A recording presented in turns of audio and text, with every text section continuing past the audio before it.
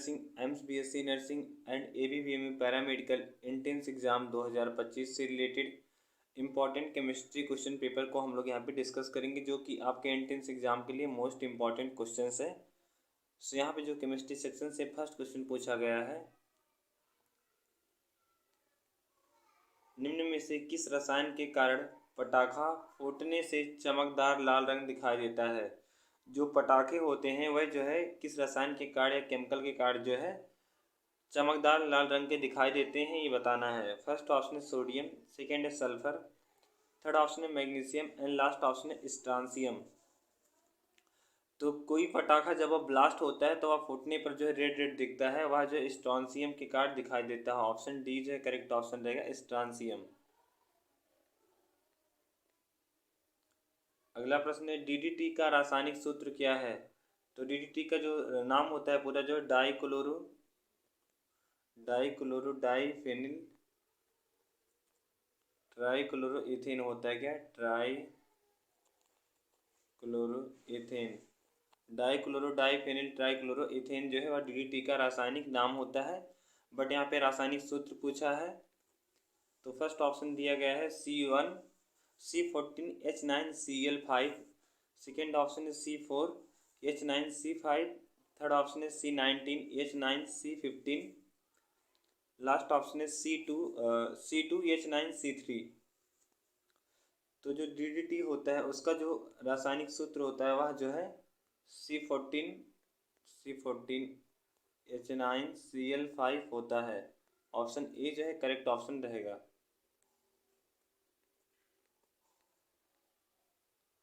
अगला प्रश्न है आवर्त सारणी में अधातुओं का स्थान कहाँ है। फर्स्ट ऑप्शन है सारणी में नीचे, सेकेंड है दाईं ओर, थर्ड ऑप्शन है बाईं ओर एंड लास्ट ऑप्शन है उपयुक्त में से एक से अधिक। करेक्ट ऑप्शन होगा ऑप्शन नंबर बी वाला, दाईं ओर।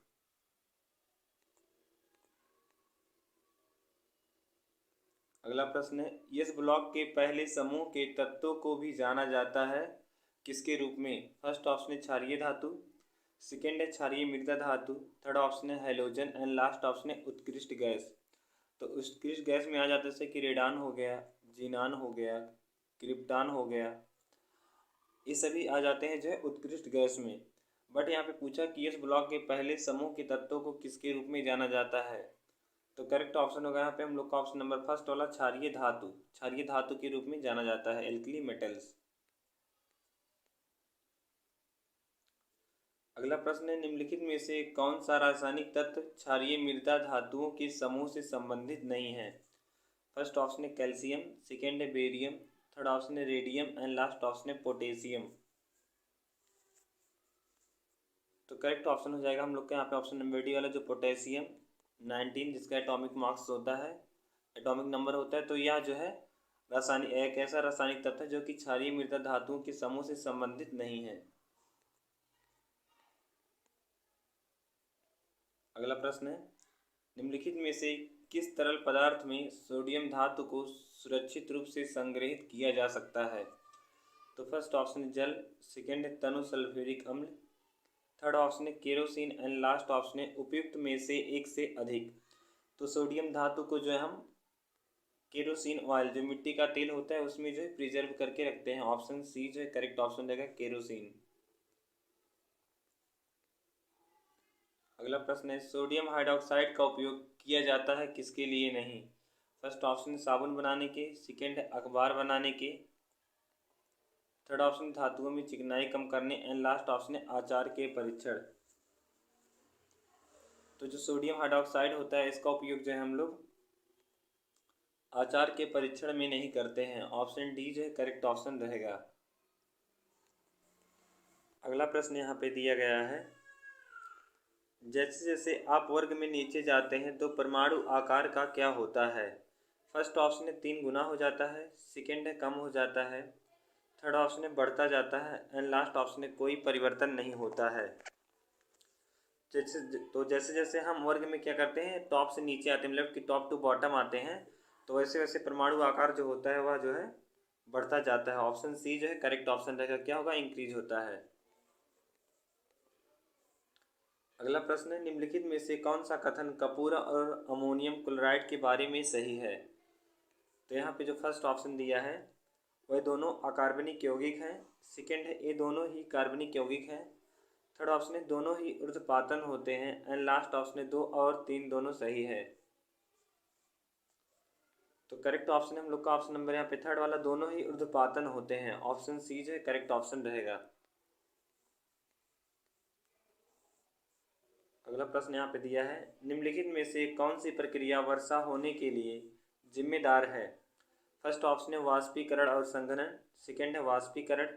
थर्ड ऑप्शन है छानना एंड लास्ट ऑप्शन है संघनन। तो करेक्ट ऑप्शन है हम लोग का ऑप्शन नंबर फर्स्ट वाला, वाष्पीकरण और संघनन दोनों ही क्या है, एक ऐसी प्रक्रिया है जो कि वर्षा होने के लिए रिस्पॉन्सिबल है।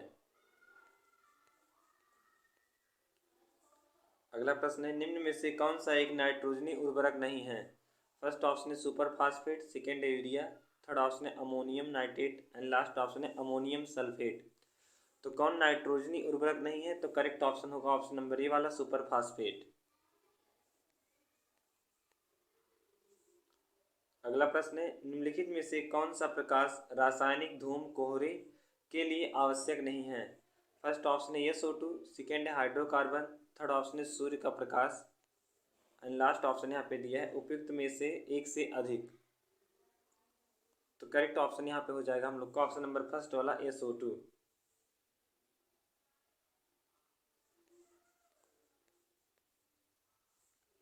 अगला प्रश्न है, बायोगैस मुख्य रूप से और कार्बन डाइऑक्साइड से बना होता है।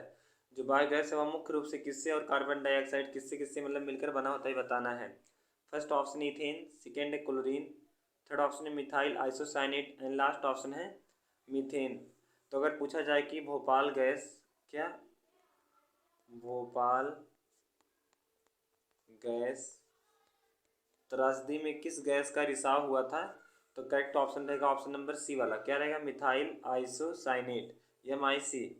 बट यहाँ पे पूछा क्या कि बायोगैस जो है मुख्य रूप से कार्बन डाइऑक्साइड और किसका मतलब घटक होता है। तो करेक्ट ऑप्शन रहेगा यहाँ पे हम लोग का ऑप्शन नंबर डी वाला, CH4 प्लस CO2। अगला प्रश्न है, वनस्पतियों के अवायवीय अपघटन से उत्पन्न गैस किसके कारण होती है। फर्स्ट ऑप्शन है ग्लोबल वार्मिंग और कैंसर। सेकेंड ऑप्शन है अम्लीय वर्षा। थर्ड ऑप्शन है ओजोन छिद्र एंड लास्ट ऑप्शन है धातु का क्षरण। तो करेक्ट ऑप्शन यहाँ पे हो जाएगा हम लोग का ऑप्शन नंबर ए वाला, ग्लोबल वार्मिंग और कैंसर।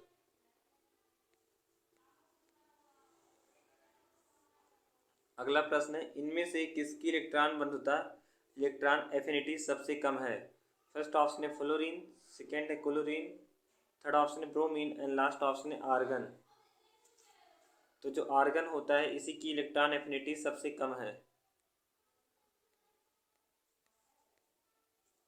अगला प्रश्न है, गन मेटल किसका मिश्र धातु होता है। तो फर्स्ट ऑप्शन है tin plus lead plus antimony. Second option है copper plus tin plus zinc. Third option है tin plus lead and last option है copper plus zinc plus nickel. तो गन मेटल जो होता है वह कापर टिन प्लस जिंक है, मतलब कि copper plus tin plus zinc, इन तीनों का क्या होता है, मिश्र धातु होता है। ऑप्शन सेकेंड जो है करेक्ट ऑप्शन रहेगा। यहाँ पे जो है जो 16 का करेक्ट ऑप्शन रहेगा वह जो है कापर टिन जिंक ना होके जो है यहाँ पे कापर जिंक एंड निकिल होगा। ऑप्शन फोर्थ जो है करेक्ट ऑप्शन है कापर जिंक एंड निकिल। यहाँ पे ऑप्शन बी ही करेक्ट ऑप्शन रहेगा, डी वाला नहीं, जिंक वाला ही, copper zinc copper tin plus zinc जो है ये वाला ऑप्शन करेक्ट ऑप्शन है। तो कुछ में से धातु और धातु के बारे में जान लेते किस किस धातु से मिलकर बने होते हैं। तो पीतल एक मिश्र धातु जो कि कॉपर और जिंक से मिलकर बना होता है। कांस जो कि कॉपर और टिन से मिलकर बना होता है। इस्पात लोहा कार्बन से मिलकर बना होता है, इन दोनों का कॉम्बिनेशन होता है। इनवार जो होता है वह लोहा और निकिल से मिलकर बना होता है। इलेक्ट्रम जो है वह सोना और चांदी दोनों का क्या होता है, मिश्र धातु होता है। एंड निकिल चांदी जो है वह कॉपर जिंक निकिल इन तीनों का क्या होता है, मिश्र धातु होता है। गन मेटल जो है कॉपर टिन और जिंक का होता है। फ्यूज वायर जो होता है वह शीशा और लेड से, शीशा और टिन से मिलकर बना होता है। निको जो है वह एल्यूमिनियम निकिल कोबाल्ट और आयरन से मिलकर बना होता है। यहाँ पे जो धातु का प्रकार जैसे कि सीसा, टिन और एंटीमनी से मिलकर बना होता है। सोल्जर जो है टिन और एंटीमनी से टिन और जो है लेड से मिलकर बना होता है। मैग्नीलियम जो है वह एल्युमिनियम और मैग्नीशियम से मिलकर बना होता है। तो यहाँ पे जो है मैग्नीलियम एक मिश्र धातु जो कि एल्युमिनियम और मैग्नीशियम से मिलकर बना होता है। अगला प्रश्न है, निम्न में से कौन सा एक नाइट्रोजनी उर्वरक नहीं है? तो फर्स्ट ऑप्शन ही करेक्ट ऑप्शन होगा, सुपर फास्फेट। अगला प्रश्न है, निम्नलिखित में से कौन सी प्रक्रिया वर्षा होने के लिए रिस्पॉन्सिबल है, जिम्मेदार है? तो वाष्पीकरण और संघनन। इसका भी फर्स्ट ऑप्शन करेक्ट ऑप्शन है। अगला प्रश्न है, अम्लीय वर्षा मुख्यतः किसके कारण होती है? फर्स्ट ऑप्शन है वायु में धूल की उपस्थिति, सेकेंड है वायु में जलवाष्प की उपस्थिति, थर्ड ऑप्शन है carbon dioxide and last option है सल्फर और नाइट्रोजन के ऑक्साइड। सो करेक्ट ऑप्शन हम लोग का ऑप्शन नंबर डी वाला, सल्फर और नाइट्रोजन के ऑक्साइड से ही क्या होता है, मुख्यतः अम्लीय वर्षा होता है। अगला प्रश्न है, निम्नलिखित में से किस रसायन का उपयोग कृत्रिम वर्षा क्लाउड सीडिंग के लिए किया जाता है? फर्स्ट ऑप्शन है हाइड्रोजन ब्रोमाइड, सेकेंड है सिल्वर आयोडाइड, थर्ड ऑप्शन है silver oxide and last option है एल्यूमिनियम सल्फाइड। तो करेक्ट ऑप्शन हम लोग का ऑप्शन नंबर यहाँ पे बी वाला जो AgI होता है, क्या होता है, सिल्वर आयोडाइड, इसी का उपयोग किया जाता है क्लाउड सीडिंग के लिए। अगला प्रश्न है, आयनिक लौड़ों के लिए पानी एक अच्छा विलायक है क्योंकि? फर्स्ट ऑप्शन है उच्च विशिष्ट ऊष्मा होने के कारण, सेकेंड है उच्च अपवर्तनांक होने के कारण, थर्ड ऑप्शन है उच्च क्वथनांक होने के कारण एंड लास्ट ऑप्शन यहाँ पे दिया है उच्च प्रावैद्युत स्थिरांक होने के कारण। तो करेक्ट ऑप्शन जो हो जाएगा वह हो जाएगा हम लोग का यहाँ पे ऑप्शन नंबर डी वाला, जो आयनिक लौड़ों के लिए पानी एक अच्छा विलायक होता है। वह जो एक अच्छा विलायक इसलिए होता है क्योंकि उसका उच्च प्रावैद्युत स्थिरांक होता है। ऑप्शन डी जो है करेक्ट ऑप्शन रहेगा। अगला प्रश्न है, निम्नलिखित विलयनों को उनके pH मान से मिलाएं। तो हम यहाँ इसको डायरेक्टली मिला के बता देंगे। तो यहाँ पे विलेन दिए हैं और यहाँ पे इनका pH मान दिया गया है। तो सिरका दिया है फर्स्ट ऑप्शन जिसका 7.4 दिया है, दूध दिया है जिसका 7.8, अंडे का दिया है 2.4 एंड यहाँ पे जो रक्त दिया है उसका 6.5 दिया है। तो यहाँ पे जो इसका करेक्ट ऑप्शन रहेगा वह हो जाएगा सेकेंड वाला कोड होगा, ए का थर्ड, बी का फोर्थ, सी का सेकेंड, डी का फर्स्ट। ए वाला क्या है, करेक्ट ऑप्शन है। मतलब कि यहाँ पे जैसे कि देख सकते हैं जो रक्त है, रक्त का ब्लड का क्या होता है, 7.4 होता है। आप सभी को पता है 7.4 होता है, यहाँ पे दिया है। तो इसका जो कोड सही रहेगा वह सेकेंड वाला रहेगा, ए का थर्ड, बी का फोर्थ, सी का सेकेंड, डी का फर्स्ट। अगला प्रश्न है, हम प्रकृति में मेथेनोइक अम्ल कहाँ प्राप्त कर सकते हैं? फर्स्ट ऑप्शन है चींटी के डंक में, सेकेंड है सिरके में, थर्ड ऑप्शन है इमली में एंड लास्ट ऑप्शन है उपयुक्त में से एक से अधिक। तो हम प्रकृति में मेथेनोइक अम्ल को जो है चींटी के डंक में प्राप्त कर सकते हैं। ऑप्शन ए जो है करेक्ट ऑप्शन रहेगा। अगला प्रश्न है, अपच के उपचार के लिए किस प्रकार की दवाओं का उपयोग किया जाता है? जो डिस्पेप्सिया होता है, अपच होता है, उसके ट्रीटमेंट के लिए जो मेडिसिन यूज किए जाते हैं उसे क्या कहा जाता है? तो फर्स्ट ऑप्शन है प्रतिजैविक एंटीबायोटिक, सेकेंड है दर्दनाशक एनाल्जेसिक, थर्ड ऑप्शन है अम्लत्वनाशक एंटासिड एंड लास्ट ऑप्शन है रोगाणुरोधक एंटीसेप्टिक। सो करेक्ट ऑप्शन होगा यहाँ पे हम लोग का ऑप्शन नंबर सी वाला, अम्लत्वनाशक एंटासिड।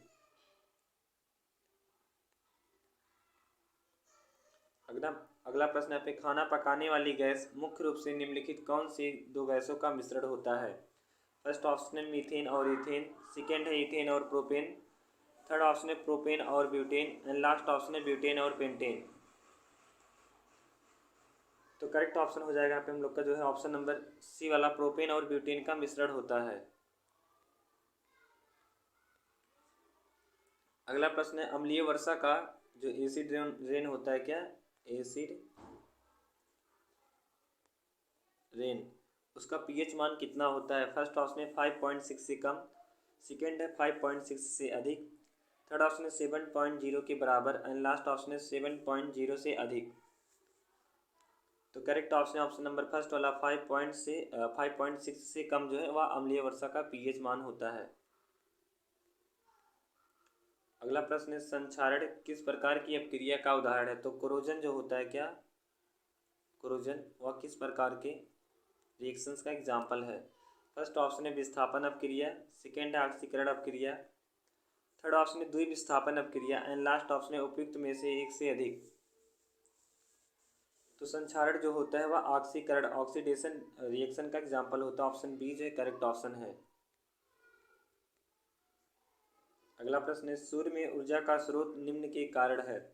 फर्स्ट ऑप्शन है यूरेनियम का क्रिप्टन में रूपांतरण, सेकेंड है कार्बन का कार्बन डाइऑक्साइड में रूपांतरण, थर्ड ऑप्शन है हाइड्रोजन का हीलियम में रूपांतरण एंड लास्ट ऑप्शन है उपयुक्त में से एक से अधिक। तो सूर्य में ऊर्जा का स्रोत जो है वह निम्न के कारण है। करेक्ट ऑप्शन हो जाएगा थर्ड वाला, हाइड्रोजन का हीलियम में रूपांतरण।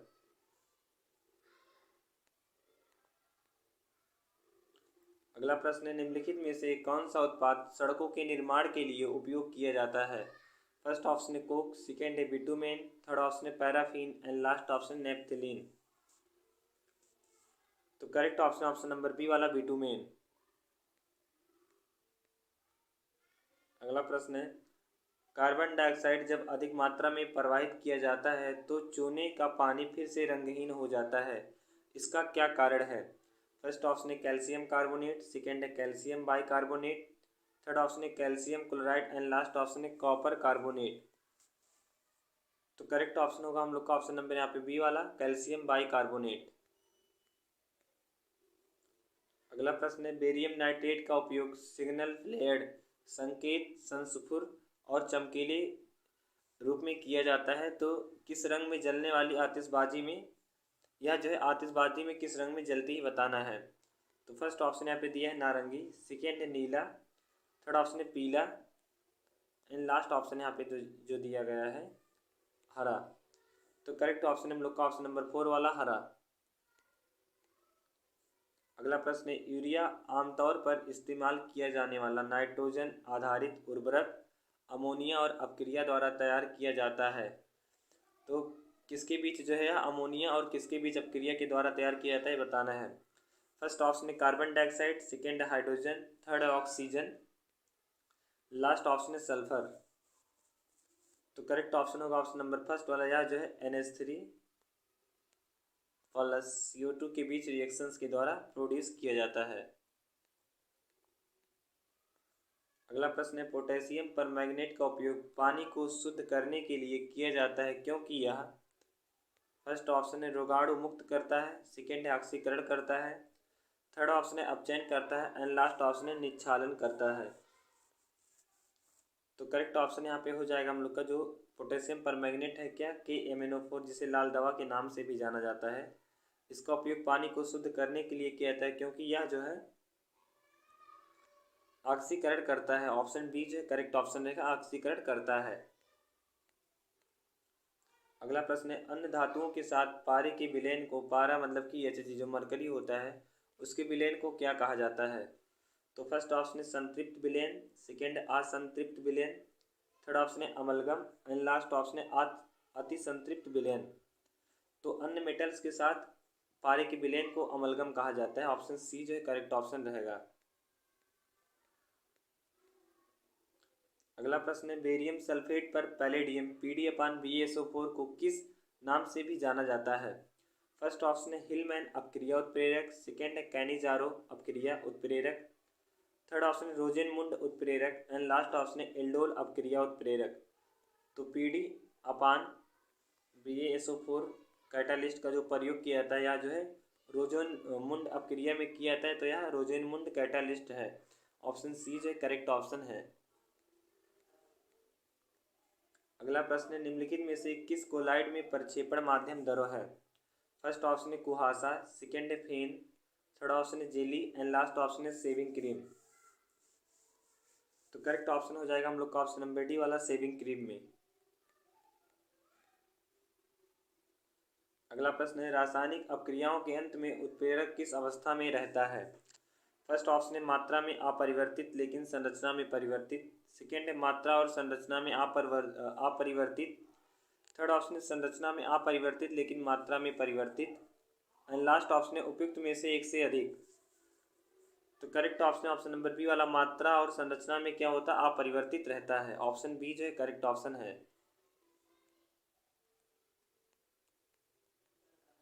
अगला प्रश्न है निम्नलिखित में से धातुओं में से कौन से मिश्र धातु में क्रोमियम शामिल होता है। फर्स्ट ऑप्शन है इस्पात, सेकंड है जंग रोधी इस्पात, थर्ड ऑप्शन यहाँ पे मैग्नीलियम एंड लास्ट ऑप्शन यहाँ पे दिया है पीतल। सो करेक्ट ऑप्शन हो जाएगा यहाँ पे हम लोग का ऑप्शन नंबर बी वाला जो जंग रोधी इस्पात है, इसी में जो है क्रोमियम शामिल होता है।